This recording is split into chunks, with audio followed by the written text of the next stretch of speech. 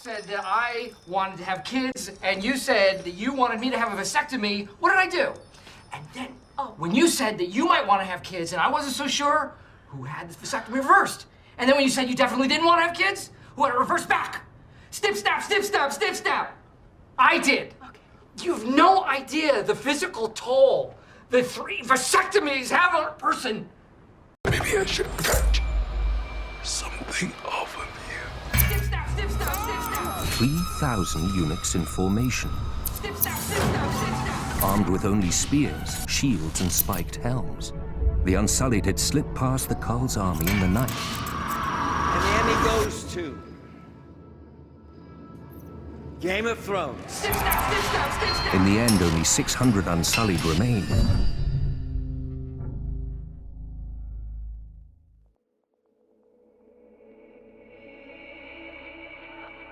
This is the modern age. They told us he didn't exist. They said ancient cultures were less evolved and therefore susceptible to primitive superstition. Are we dreaming? After proclaiming God to be just a figment of unscientific imaginations, they emerged from the shadows of the windowless stone lodge with a new doctrine. The doctrine of illuminated knowledge to enlighten humanity.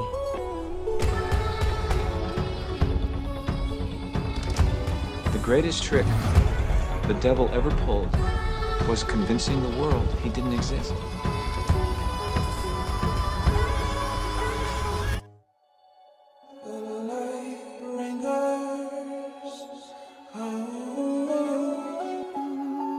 Unfortunately, many have grown accustomed to the counterfeit light that emanates from the projectors of perversion. Hollywood.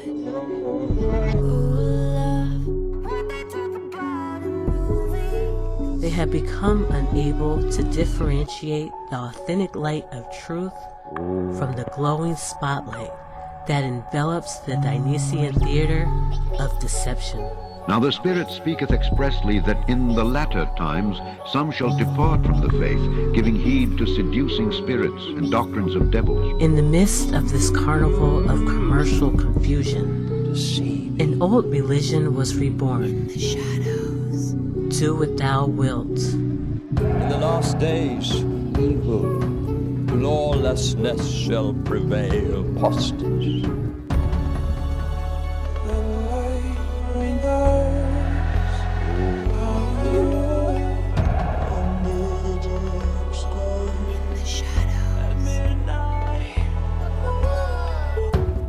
Many decent people were too distracted to realize they were being initiated into a cult of degeneracy and self-destruction.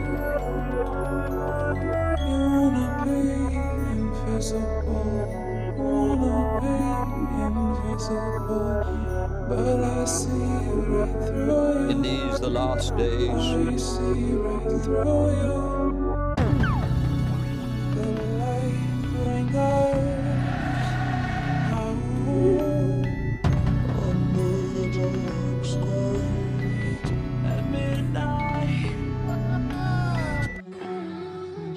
The demon god Bacchus was known to cross boundaries between the mortal and divine, the living and the dead.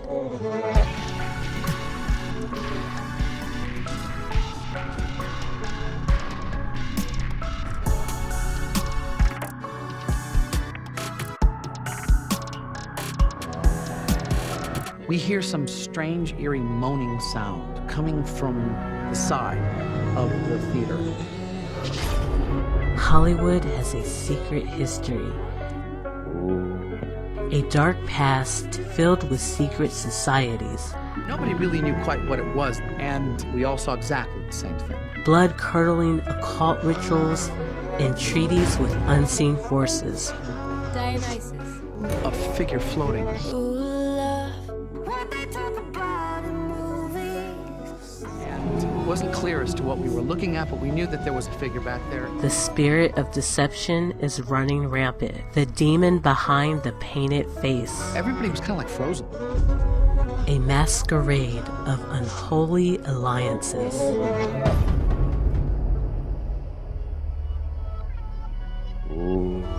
Many of the thoughts going through the minds of your average American are not their own. They were planted there. They are actually the products of a multi-billion-dollar Luciferian industry.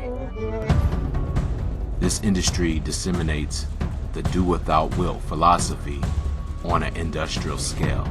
When the wicked are multiplied, transgression increaseth. The spellcasters, the writers, the producers, the actors, the cunning hunter.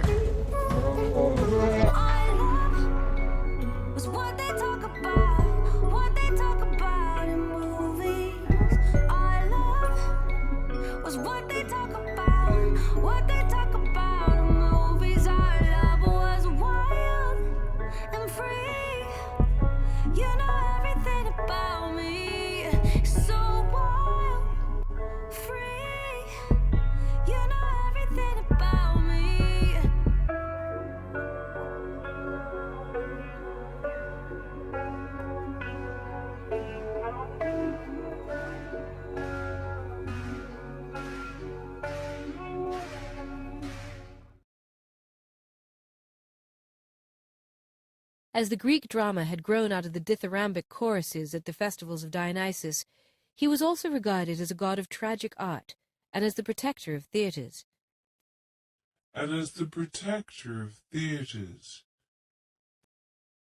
The Fox Theater in Taft is supposedly notorious for being haunted. Long considered the most haunted building in Tampa, the Tampa Theater is... Ghost hunters are investigating some local historic sites to see if there are any permanent visitors in the place. Yeah, they're on the lookout for spooky activity at the Redford Theater on Losser near Grand River. The ghost story is already haunting one performing arts venue in Austin. We want to take you to the third oldest building in Knoxville and what some say may possibly be the most haunted here in our city. Sit down, relax if you can, as we take you inside the Bijou Theater.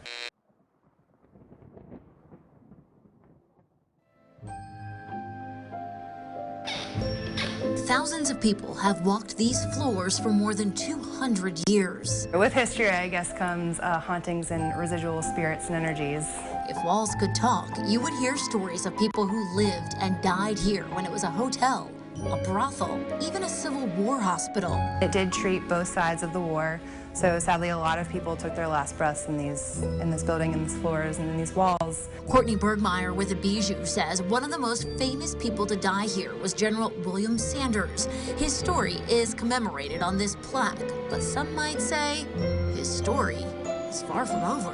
People say that they catch glimpses of a soldier and the gleam of his buttons around the corner of his eye. So we have to assume that that's General Sanders keeping an eye on things. He was a frightening and violent god with a variety of attributes that were both terrifying and wonderful, always the twin image of the twice-born. He was the bringer of madness, but he was also a bull god, a god of fertility, to do with sensuality and sexuality. He was anarchic and revolutionary. He was the god of masquerade. The god of masquerade. He was the god of masquerade, which means seeing things literally other than they are. But importantly for our history, he was the god of possession. Dionysus was able to reveal himself directly to the individual. His worshippers were possessed by him.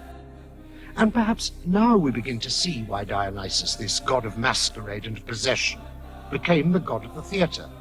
Because in the early theatre, the actor believed himself to be possessed by the part he was playing. From our scant knowledge, we know the actor was masked and wore a long robe.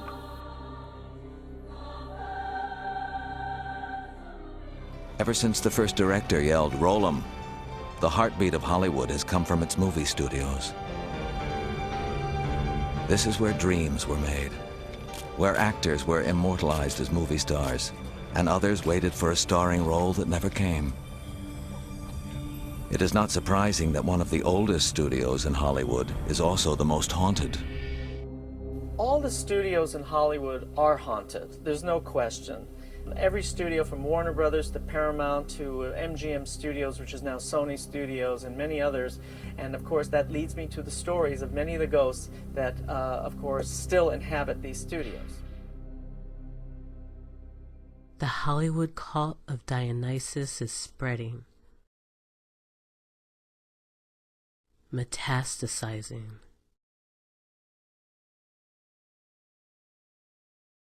Tyler Perry has created his own studio. His own studio. On 330 acres just outside of Atlanta. Absolutely. The grand opening of the Tyler Perry Studios. Spike Lee and a whole bunch of people were there to celebrate. I wanted it to be something iconic. Well, that's basically Beyoncé's middle name. The 38-year-old Formation singer made a surprise appearance at the Tyler Perry Studios grand opening gala on Saturday. Oprah, Beyonce, Samuel L. Jackson, Spike Lee, all walked the red carpet this weekend attending the star-studded grand opening.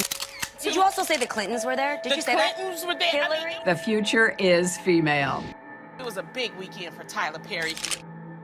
I admire Margaret Sanger. Grand opening of his brand new movie studios. Are you saying that a child on its due date, just hours before delivery, still has no constitutional rights? Under our law, that is the case. It's very clear that for women of color, Planned Parenthood is the go-to place. For the Greeks, the city Dionysia was much more than just an extended drinking binge.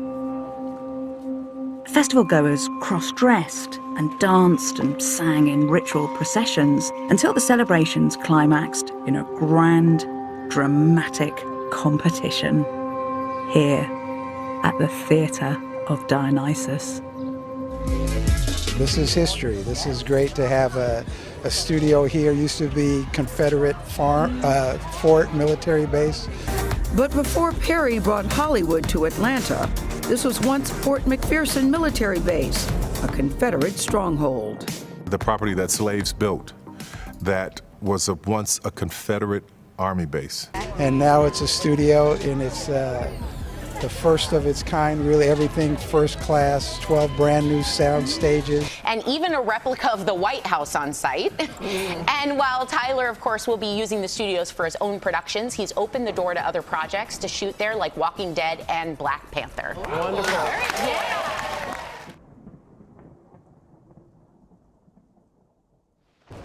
The Atlanta Film Complex spans, listen to this, 330 acres with 12 sound stages. It's larger than the Burbank, California lots owned by Warner Brothers, Paramount, and Walt Disney Studios combined. It is ginormous. Mr. Perry has even created his own Hollywood Walk of Fame in Atlanta, Georgia.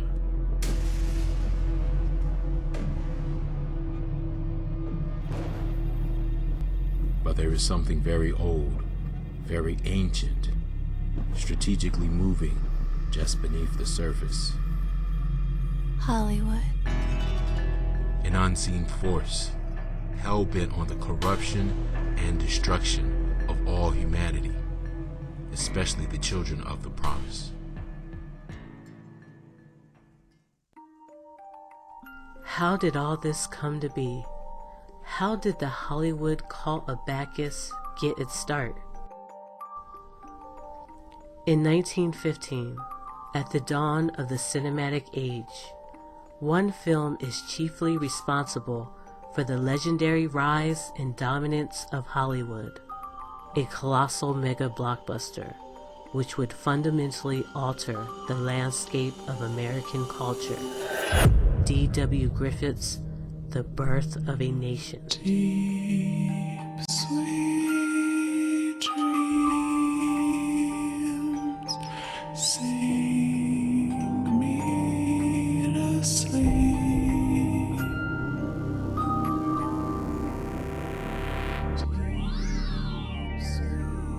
Released in 1915, D.W. Griffith's A Birth of a Nation is one of the most important films in cinema history, and is considered to be the birth of the American film industry.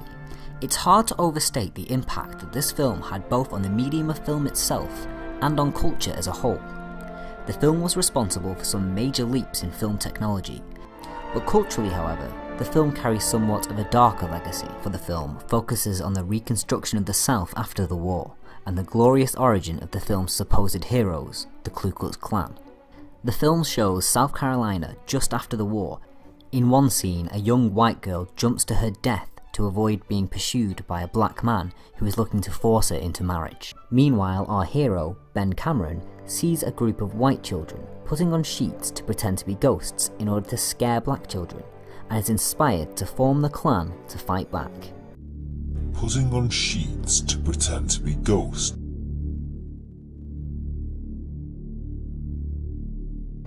By the end of the film, the Klan regain control of their town from the black oppressors, and on the next election day, they form a line to intimidate black voters and finally restore power.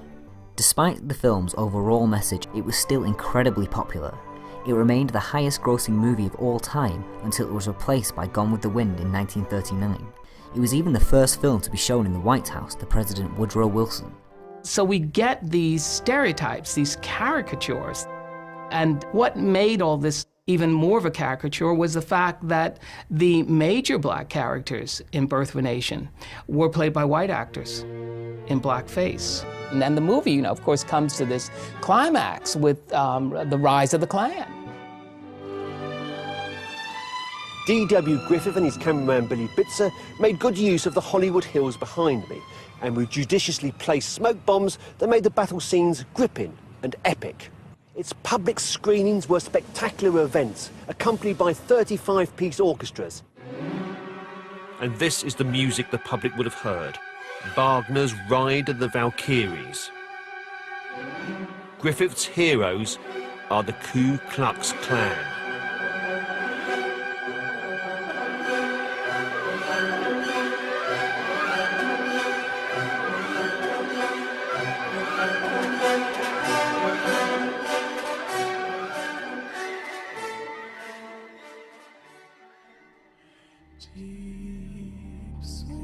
The release of the movie, The Birth of a Nation, reignited the unquenchable, seething hatred which motivates the Ku Klux Klan. A reign of terror began.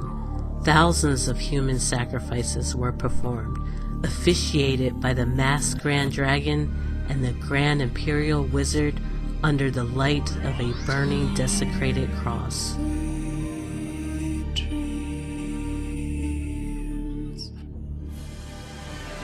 If there's any one film that demonstrates the power of cinema, it's The Birth of a Nation. Griffith's film broke box office records. The film was so effective that the Klan, which had been dormant for decades, was re-established in 1915, and not just in the South. Within a few years, thousands of Klan members from all over America were marching through Washington, D.C. A satanic secret society called the Ku Klux Klan. The Ku Klux Klan's Masonic origins. It was founded in Pulaski, Tennessee in 1866 by 6 Confederate officers. One of them, and the first Imperial Wizard of the KKK,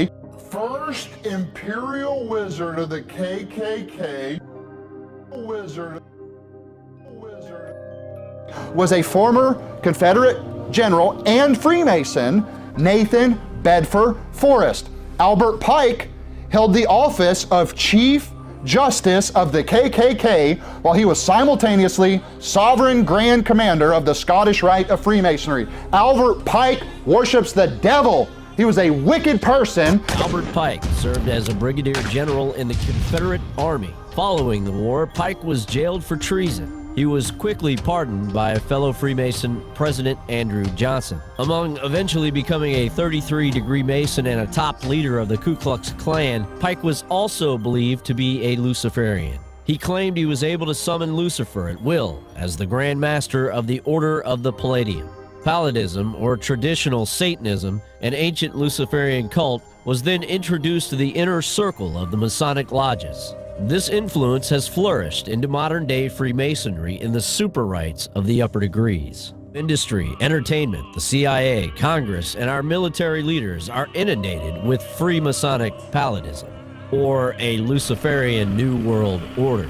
In the same year the Birth of a Nation was first released, a new leader rose to head the Klan. William Joseph Simmons, in this rare newsreel film, leads his followers up Stone Mountain in Georgia for the first initiation ceremony of the reincarnated Klan.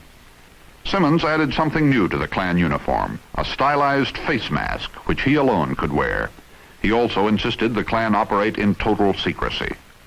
The Klan's sinister power grew as new recruits joined. A group of Klansmen committed the most heinous crime short of murder.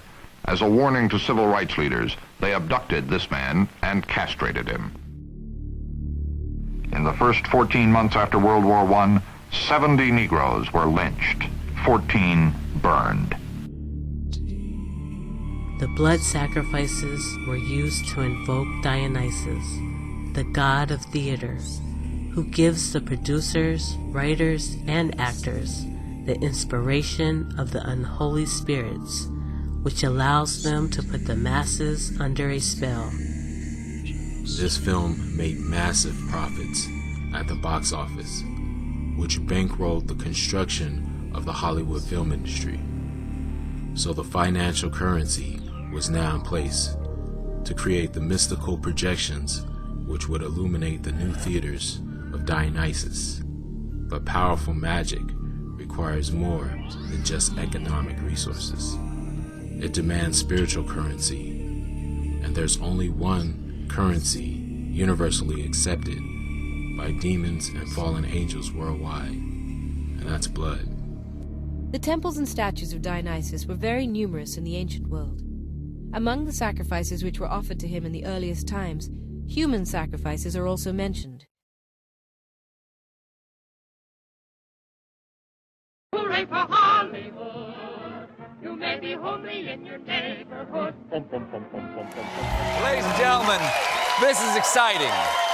This is exciting. I am a fan of our next guest because you know her from Creed, Avengers, Endgame, and Westworld. Please welcome Tessa Thompson.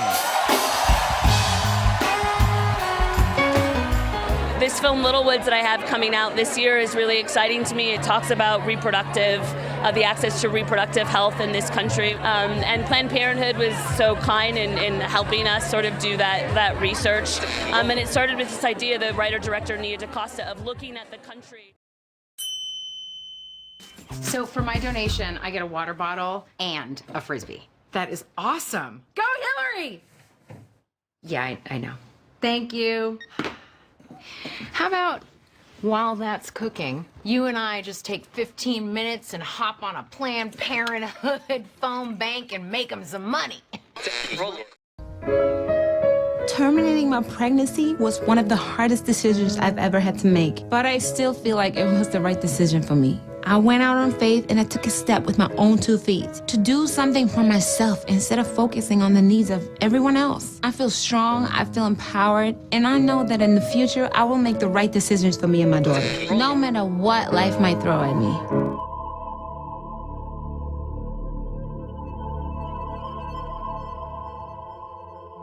Now, one of the very important strands of modern progressivism, the idea of eugenics, who is the figure that comes to mind who embodies this? I mean, the obvious answer to the question is Margaret Sanger. Thank you for coming. I'm Margaret Sanger. Margaret Sanger is the founder of Planned Parenthood. Hello. In the mid-1920s, Margaret Sanger spoke to a group that came to hear her in full regalia. Eugenics means the release and cultivation of the better racial elements in our society, and the gradual suppression, elimination, and eventual extirpation of defective stocks, those human weeds which threaten the blooming of the finest flowers of American civilization. The most merciful thing that a large family does to one of its infant members is to kill it.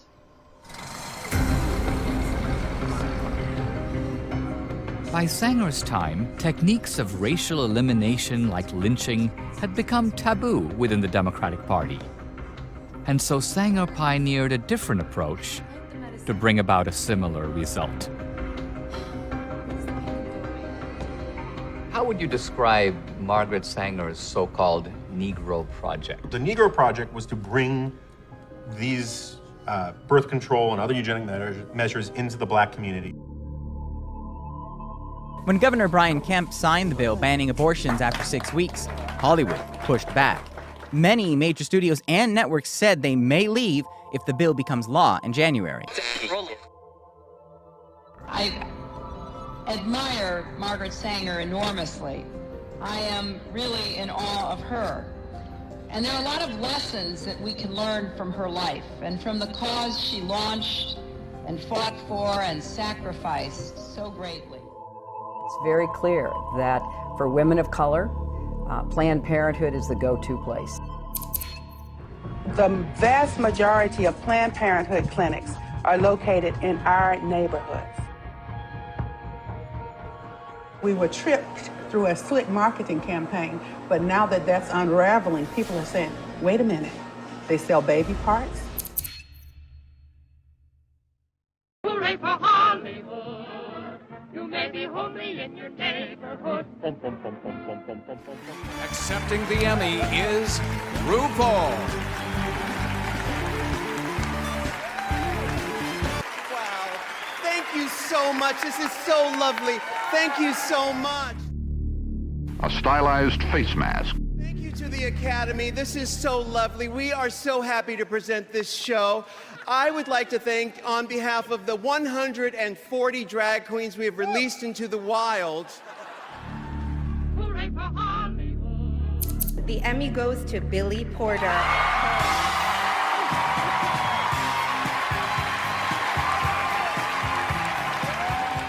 Much love to the Actors Fund Nursing Home, my sister, my husband, Adam Porter Smith, Susie Deaton, Lenny Beer, Bill Butler, my Pose cast, everybody in my Pose cast, Ryan Murphy. So we get these stereotypes, these caricatures.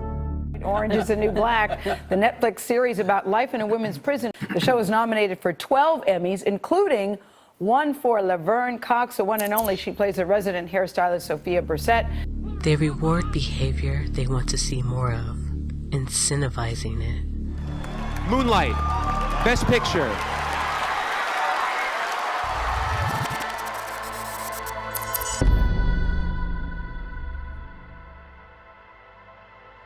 We find answers in the 28th chapter of the book of Deuteronomy. After being delivered from slavery in Egypt, the children of Israel entered into a covenant with God. If they kept the commandments, they would be blessed. And all these blessings shall come on thee, and overtake thee, if thou shalt hearken unto the voice of the Lord thy God. But if they broke them, they would be cursed. But it shall come to pass, if thou wilt not hearken unto the voice of the Lord thy God, to observe to do all his commandments and his statutes which I command thee this day, that all these curses shall come upon thee and overtake thee. And would be scattered throughout the four corners of the earth. And the Lord shall scatter thee among all people, from the one end of the earth even unto the other. And there thou shalt serve other gods, which neither thou nor thy fathers have known, even wood and stone. They would go into slavery on ships. And the Lord shall bring thee into Egypt again with ships. By the way whereof I spake unto thee, thou shalt see it no more again. And there ye shall be sold unto your enemies for bondmen and bondwomen. And no man shall buy you. And their enemies would put yokes of iron on their necks. Because thou servedst not the Lord thy God with joyfulness and with gladness of heart for the abundance of all things, therefore shalt thou serve thine enemies which the Lord shall send against thee, in hunger, and in thirst, and in nakedness, and in want of all things. And he shall put a yoke of iron upon thy neck until he have destroyed thee. Then men shall say, because they have forsaken the covenant of the Lord God of their fathers, which he made with them when he brought them forth out of the land of Egypt. For they went and served other gods and worshipped them, gods whom they knew not, and whom he had not given unto them. And the anger of the Lord was kindled against this land to bring upon it all the curses that are written in this book. And the Lord rooted them out of their land in anger and in wrath and in great indignation, and cast them into another land, as it is this day. The Luciferian occult brotherhoods know that as long as the children of Israel are in sin, they will remain under the curses and perpetual bondage. That's why sin and all manner of degenerate behavior is promoted even more intensely to the so-called African American community. The cult of Bacchus has tormented the Israelites for over 2,000 years. On the monthly celebration of the king's birthday, the Jews were taken under bitter constraint to partake in the sacrifices. And when the feast of Dionysus came, they were compelled to walk in the procession in honor of Dionysus, wearing wreaths of ivy. A global conspiracy is recorded in the Bible. A satanic cabal has conspired to destroy the children of Abraham, Isaac, and Jacob. For lo, thine enemies make a tumult, and they that hate thee have lifted up the head. They have taken crafty counsel against thy people, and consulted against thy hidden ones. They have said, Come, and let us cut them off from being a nation, that the name of Israel may be no more in remembrance. For they have consulted together with one consent. They are confederate against thee. They are confederate against thee. They are confederate against thee.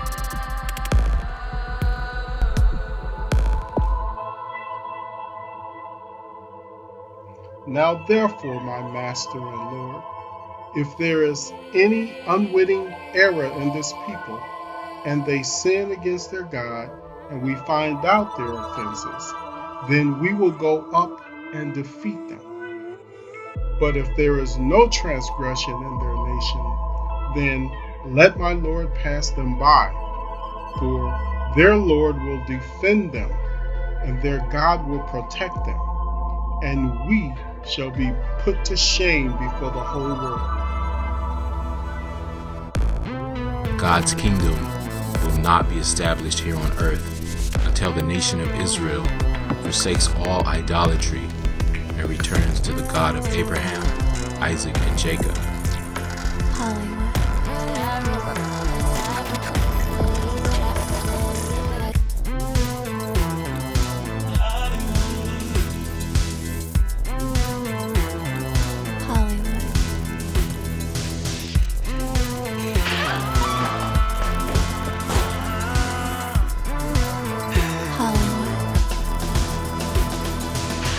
All the studios in Hollywood are haunted, there's no question. Every studio from Warner Brothers to Paramount to MGM Studios, which is now Sony Studios, and many others. The Fox Theater in Taft is supposedly notorious for being haunted.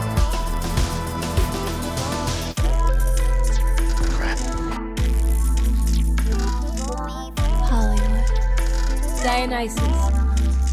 Cult of Bacchus. He was also regarded as a god of tragic art and as the protector of theaters. Hollywood.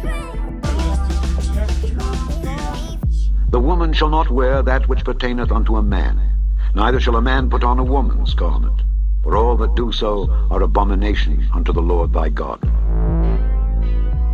I mean, I'm a conspiracy theorist to a degree. Like when I connect dots that maybe shouldn't be connected, I don't know. With certain dots, like when I see that they put every black man in the movies in a dress at some point in their career, I'll be connecting them down like, wow, all these brothers gotta wear a dress. Wear the dress. I don't want to wear the dress. I want to wear this dress. Long considered the most haunted building in Tampa, the Tampa Theater. I want to wear this dress. David really would be great if I wear the dress.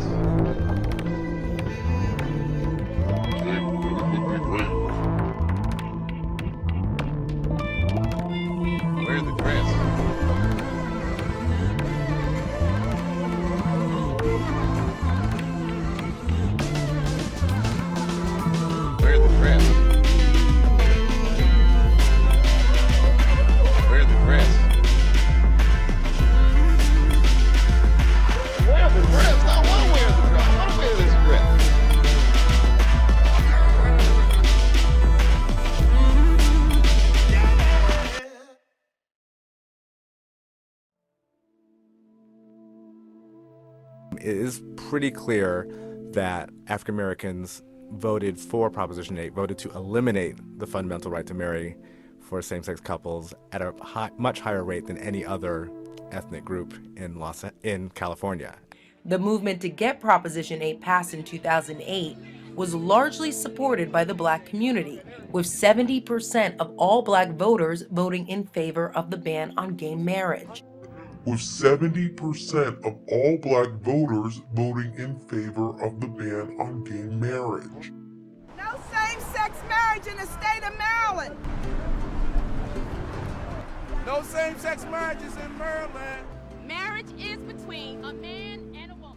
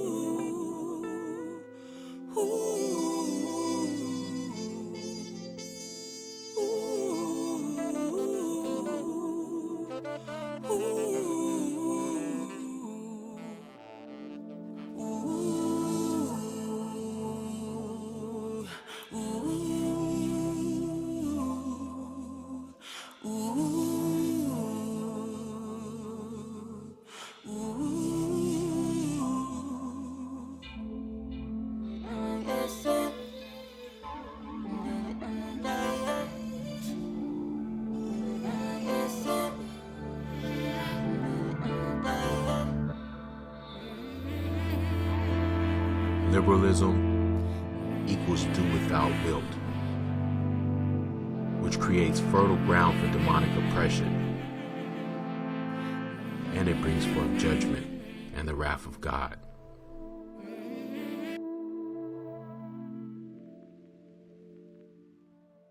This shot is from Atlanta, home of Tyler Perry's new historic and massive new movie studio complex. We went behind the scenes at the site that features a dozen sound stages named after Black icons in Hollywood. Tyler Perry is a creative force behind 22 movies, 20 plays, 8 TV shows. So I think of the center of that creative world being located somewhere around Hollywood, out on the West Coast. I've spent a little time out there doing a little bit of business. They're not always receptive to other ideas, to people coming in from the outside. And you're coming in a sense, from way in the outside. You're coming in from Atlanta, Georgia, for goodness sakes. How difficult was it to break into that, really, that clan, that tribe? You know what was great about it for me is I had this wonderful opportunity.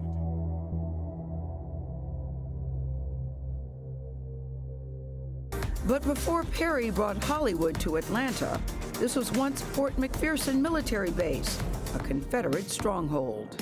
The property that slaves built, that was once a Confederate army base. Think about the poetic justice in that. The Confederate Army is fighting to keep Negroes enslaved.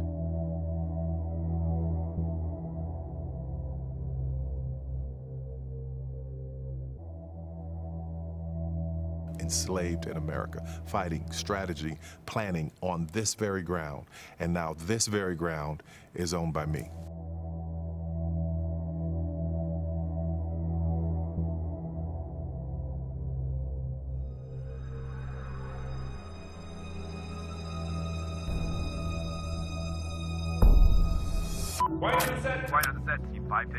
I've been working on Tyler Perry's House of Pain for the past several years. We were in season filming new episodes. My boyfriend had a production company that we were working on. We had several deals on the table. My boyfriend is also my business partner, so that definitely made it more challenging. We had tried everything. We'd broken up, we'd gotten back together, we'd broken up again, back together. You know, now we're like, okay, we're gonna do this, we're gonna make this work. The relationship troubles were definitely taking a toll on me mentally, taking a toll on me spiritually, physically, and it just wasn't working. I had come home from working at the studio. We usually had long hours. When I came in after a long day, first thing I had to do is jump in the shower, almost like wash the day off of me. I was washing my face and looked up in the mirror. And floating kind of behind me was this little piece of a cloud floating gently in the mirror over my left shoulder. I wiped my eyes, dried my face off, and I looked at it again, and it was still there. Of course, my initial instinct was, oh my God. I turned around, and I still saw it. It really did kind of freak me out. Am I crazy? Like, what the hell is going on here? I don't know, but I'm gonna close the door and hopefully it'll go away. So probably a couple days passed. I was getting ready for bed and I'd left the light on in the closet. It's a large, walk-in closet. So I had walked to go turn off the light. I walked in and I saw this haze hovering above the top, probably 1 foot section of the closet, covering the ceiling. It was something otherworldly, that it wasn't just fog or steam or something that had logical explanation. It scared the hell out of me.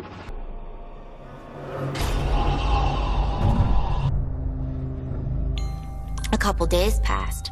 I just was kind of lying in bed, and over the bed at my boyfriend's house, there is a large mirror on the ceiling of the room.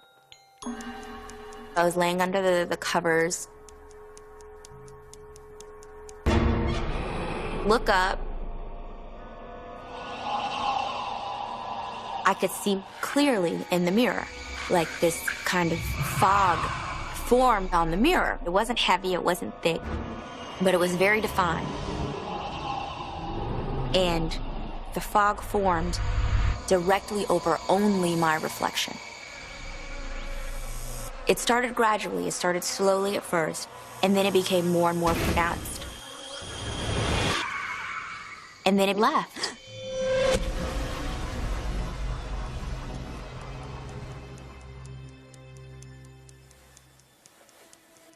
I did not tell my boyfriend.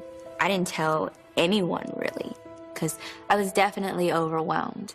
It wasn't a coincidence. Seeing all of these different fogs, it got my attention, and I knew that it was a connection. Something was going on. Hollywood movie studios are notoriously haunted. Is Tyler Perry Studios also crawling with demons? Tyler was at a house during the day, because I would have all the actors over to run, lines all every day. My daughter, Paige Heard, she was like, hell no. Left, went and got sage, came back, saged the entire house, Hail Marys in every room. My little thuggins, what are you doing right now? Saging your demon home. Are you gonna go down to the scary basement? Yes, but I'm gonna keep the door open. Okay. Okay. I'll start down there. If you hear the door slam shut, you come get me right over. Oh, hell no, I'm running out of this house. But even Tyler, middle of the day, talking to all the actors in the living room, telling about the scene, and all of a sudden he'd be like, whoa, what's that? And he would turn around and he'd look at me and he'd get that smile, and I'd be like, oh, you SOB, you set me up. And he did. I lived back east, and I know the basements in old colonial homes, and they are creepy. These houses were all built in the 1800s. They are extremely beautiful inside, every one of them. The one in the center is where I shot 2 Medea movies, and that's also where President Roosevelt stayed, and Colin Powell. Everybody was offering to allow me to live in one of these houses. It was sort of like the beginning of one of those Amityville horror haunted house things, where everybody's kind of like, yeah, you can live here if you want. and they're absolutely gorgeous. So I move in, and the first night I get in, I unpack all my stuff. I'm super excited, get ready for the show, turned off all the lights. 8 seconds later, I'm up, turning all the lights. And it turns out I'm not the first actor that happened to. Wait, what happened when you turned off the lights? When did you... No, we want to hear what happened. Immediately, the house kind of feels like it's kind of breathing and moving, and you just sort of, you know, like when you look into the desert and there's like, you see the waves? You see the waves of heat. There's a hallway on the 3rd floor, and you look down, there are these dark rooms down the way, and it just feels like there's movement in the hallway. Okay, so this is the Post Theater in The Walking Dead. This was the home of the kingdom where the tiger was on the stage. And come on, I'll show you. If the lights are on, I don't think the lights are on. And that's where the tiger was on the stage in the kingdom for The Walking Dead.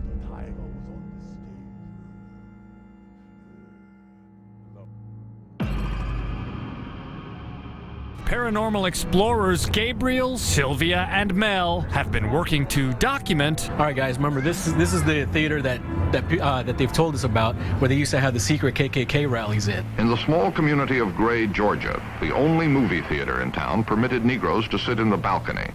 The Klan decided this was not a healthy thing for the white people, and every Friday night, 50 carloads of robed Klansmen circled the theater. The Brady Theater has been around for more than 100 years.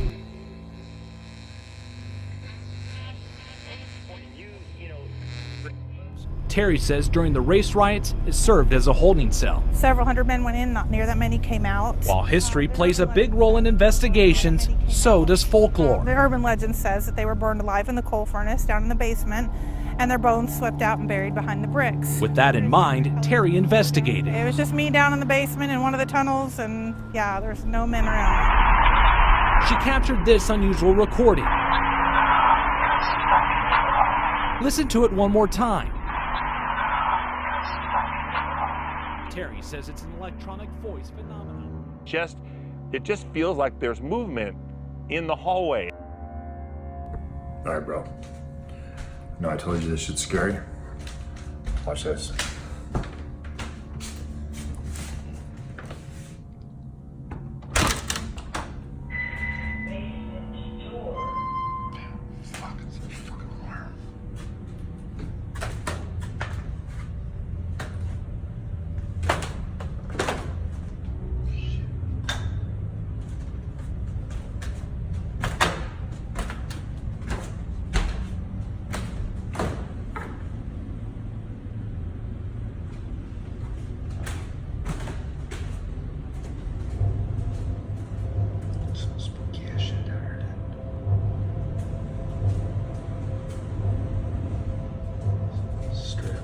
Project.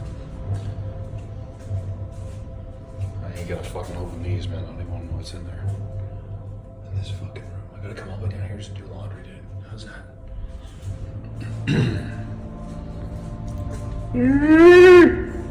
Like, I wouldn't have any drawers, and I need to go down and try and get laundry. And I would hear the little bing of like, I know they were dry. Right. But I'd look down the stairs and I'd be like, I can free ball it today.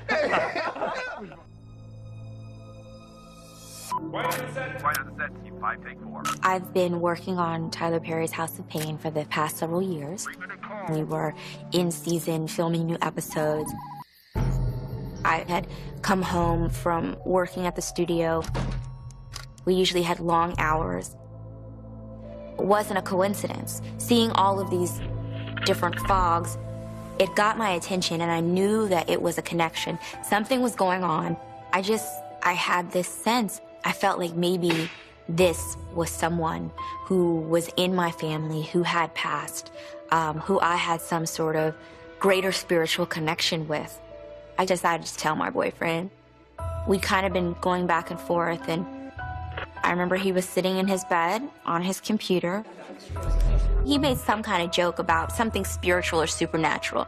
So I started to go into the rest, but I caught myself because I kind of felt him look at me like, what? The more I talked about it, the more uncomfortable he got. He kind of shut it down so quick that I didn't feel comfortable to say anything more. It didn't feel easy in his home. It didn't feel free. It felt... It's that feeling of, I guess, walking on eggshells.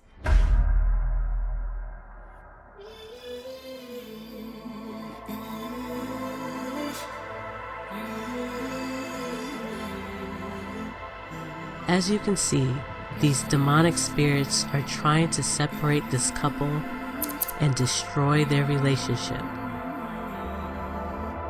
Because they are not pleading the blood of Christ and keeping the laws of God, demons have been granted access to their lives. The demon subtly reveals itself to the woman first and begins to deceive her, just like the serpent in the garden. But the woman is not the primary target. As the Holy Scriptures state, the Israelite lineage is established through the seed line of the Father. The demonic spirits are aware of this and work tirelessly to cut off the offspring of Israel. He came home one day, angry. We had some words about the situation. What are you gonna do? I'm trying to make it work. Immediately, I felt scared. When I tell you, I heard a voice clear as day just say, Keisha, it's time to go. Are you listening? It was a crazy moment. And then, at that point, I just felt the sensation of when a warm hand just lays their hand on your shoulder, like a comforting, I'm here. Keisha, are you listening to me? And then I heard a voice say, Baby, it's okay. Baby, it's okay. No. And it was almost instant. I knew that I am protected, I'm safe, I'm not alone. It was a different feeling. Me, it doesn't seem like you want to be here. I think my boyfriend was threatened by the change he saw in me. He saw the difference in the way I responded to him. I said, it's time for me to go. Keisha. And that's what I did. Keisha. And I began packing my things. Dionysus. He returned to Thebes, where he compelled the women to quit their houses and to celebrate Bacchic festivals on Mount Cithaeron or Parnassus. After Dionysus had thus proved to the Thebans that he was a god, he went to Argos. As the people there also refused to acknowledge him, he made the women mad to such a decree that they killed their own babes and devoured their flesh. When you examine the overarching themes that saturate Tyler Perry's films, you find dysfunctional relationships are the main focus. Broken homes, shattered families, infidelity, and abuse.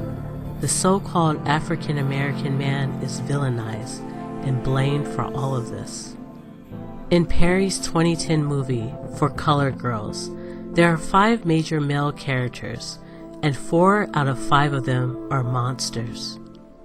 One turns out to be a rapist. Another reveals to his wife he's living a secret life as a homosexual. The third is portrayed as a drunken wife-beating maniac who drops his 2 children from a 6-story window, killing them. And of course, there was the habitual liar and cheater. And finally, the 5th man, who was pretty decent, but his wife's womb was made barren from an STD she contracted in her past from a conniving ex-boyfriend. For the global Luciferian brotherhoods, the Israelite woman is not really a problem as long as she is not conceiving male Israelite offspring.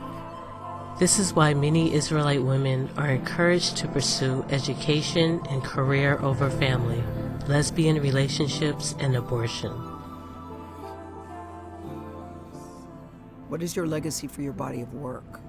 You know, the studio's going to be what it is. That's going to be what it is. I tell you what I'm most excited about next is that pulling this next phase off is building a compound, for trafficked women, girls, homeless women, LGBTQ youth who are put out and displaced, and having a compound that is a beautiful place right here somewhere on these 330 acres where they're trained in the business and they become self-sufficient. They live in nice apartments. There's daycare. There's all these wonderful things. If you examine where Tyler Perry Studios is located from above, it is not hard to see that it is placed in the center of a spiritual vortex of demonic activity and strongholds. If you travel several miles northeast, you'll find Stone Mountain, the site where the satanic ritual to revive the Ku Klux Klan was performed. The ritual was invigorated by the Hollywood film The Birth of a Nation, and not far from Stone Mountain are the Georgia Guidestones, a monument erected to invoke the gods of population control and eugenics. The surrounding area around Tyler Perry Studios is peppered with military installations, and I'm sure you're aware of the secret relationship between Hollywood, the Pentagon, and the CIA. And of course, you cannot have a movie studio without cemeteries close by. So when I come to work here, and every black person that comes to work here, they go, oh my God, it's heaven. Here we are, we're represented, everybody's represented, LGBTQ's represented, black, white, gay, straight, whatever, we're all represented, working hand in hand, arm in arm.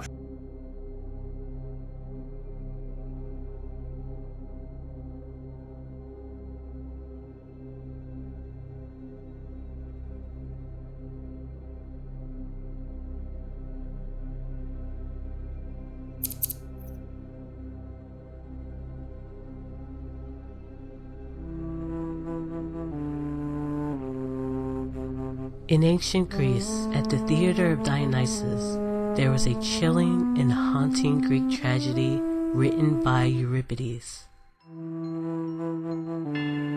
The spirit of this theatrical production still echoes through society and media today. The play was about a powerful enchantress and spellcaster.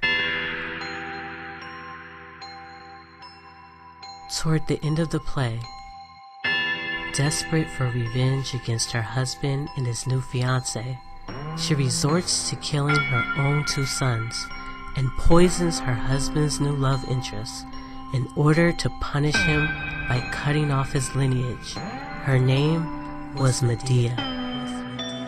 I used to dream I stay awake now. This might be the awakening. Medea. This might be the awakening. The demon god Bacchus was known to cross boundaries between the mortal and divine, the living and the dead.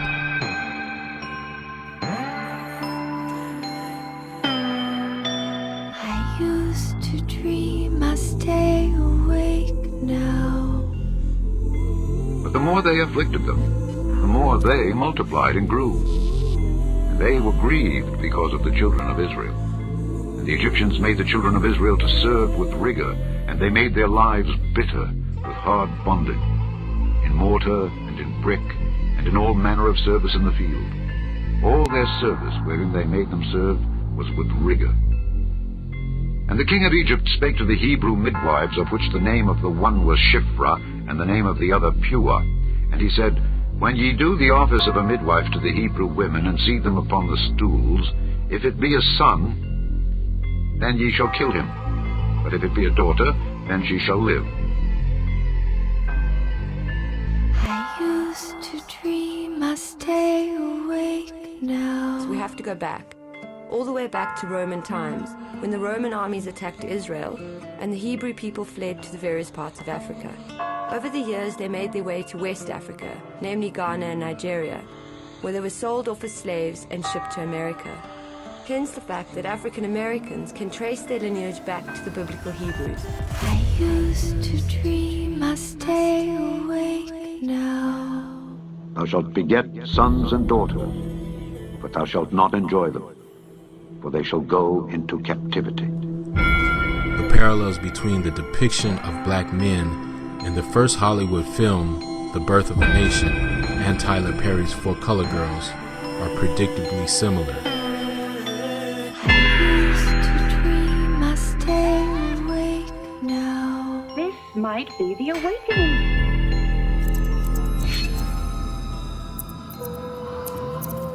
Maybe I should catch something of him. If it be a son, then ye shall kill him. But if it be a daughter, then she shall live. And the Emmy goes to Game of Thrones. In the end, only 600 unsullied remain. The Unsullied. In the end, only 600 unsullied remain. In the end, only 600 unsullied remain.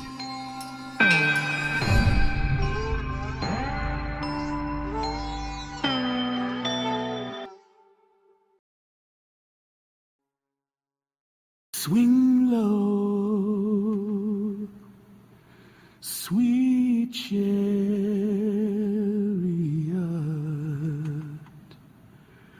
coming for to carry me home. And I heard, as it were, the voice of a great multitude, and as the voice of many waters, and as the voice of many thunderings, saying, Alleluia, for the Lord God omnipotent reigneth.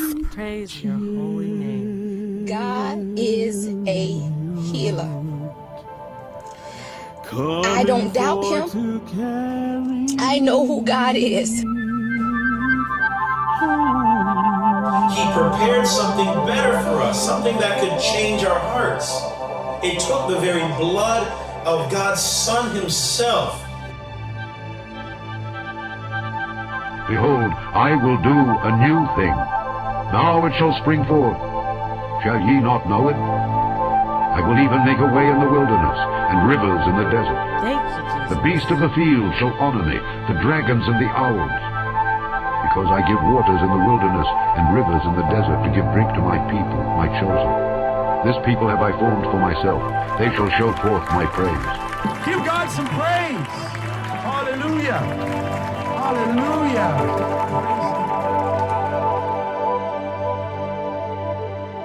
You can't tell me that the God we serve cannot bring lives back, because me and my sister just witnessed it.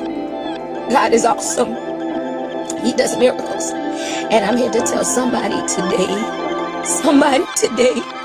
that God can do the impossible. I will praise thee, O Lord, with my whole heart.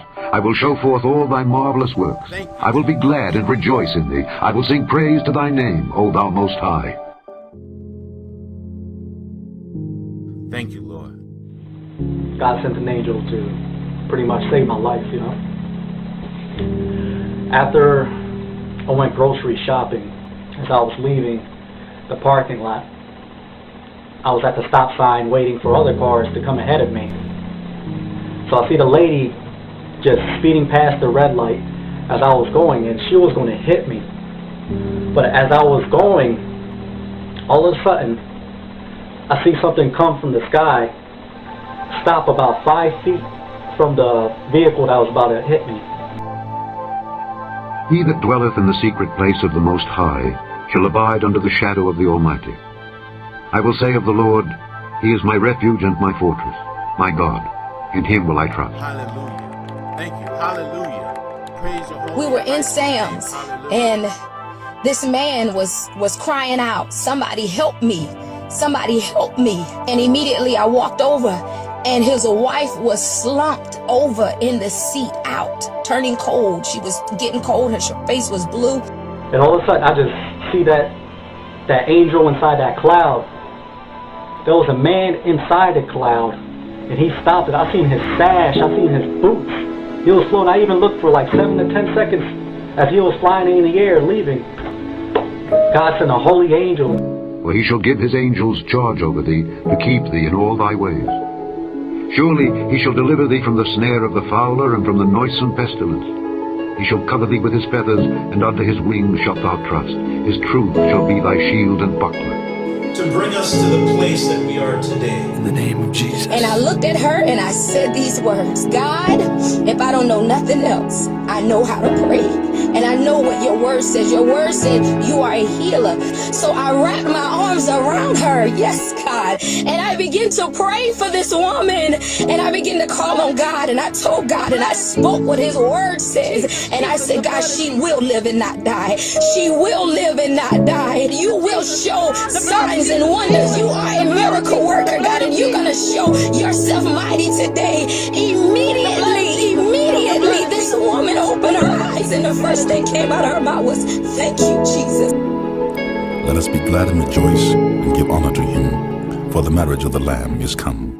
Hallelujah. And his wife hath made herself ready. And to her was granted that she should be arrayed in fine linen, clean and white. For the fine linen is the righteousness of saints. And he saith unto me, Write, blessed are they which are called unto the marriage supper of the Lamb. Hallelujah. And he saith unto me, These are the true sayings of God. Blood of Jesus. The blood of Jesus is worthy of all praise. Jesus. Be my Lord and Savior. I will open rivers in high places and fountains in the midst of the valleys. I will make the wilderness a pool of water. The blood of Jesus. Thank you, Jesus. Hallelujah. Praise your holy and Dry righteous name. land, springs of water. I will plant in the wilderness the cedar, the shittah tree, and the myrtle, and the oil tree. I will set in the desert the fir tree and the pine and the box tree together, that they may see and know and consider and understand together that the hand of the Lord hath done this, and the Holy One of Israel hath created it. This sacrifice didn't come cheap. Jesus, the blood, the blood, the blood. The blood, the blood. Jesus, the blood of Jesus, the blood of Jesus. Our Heavenly Father is preparing the wilderness for us. When the time comes, we hope to see you there. Give God some praise. Hallelujah. Hallelujah. He made a covenant with us, an agreement that he didn't need to give. And this tells me that God was reaching out to all sorts of people, and we don't